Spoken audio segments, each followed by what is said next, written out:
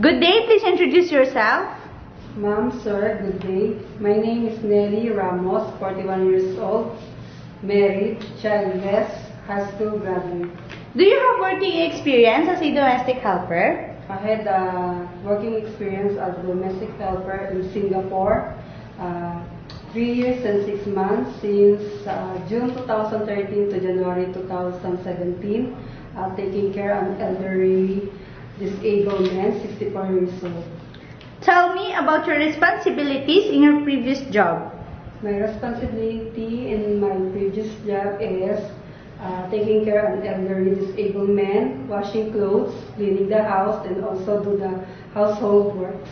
Can you tell us how will you take care of the children, a baby, and elderly? By taking care of elderly, go to market sometime, also accompanying him to hospital every time he had a medical appointment, also give him food, medicine.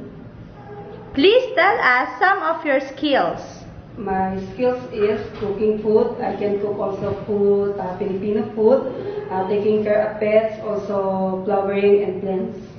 What are the traits necessary to be a good domestic helper? To be a good domestic helper, have loyal, honest, also hardworking and flexible. I have also trust and employee. Anything else you want to tell for your future employer? Can you tell them now? Thank you for choosing me as your domestic helper, and I promise to finish my contract in 2 years. Also, I do my work very hardworking. Thank you and hope to see you soon in Hong Kong.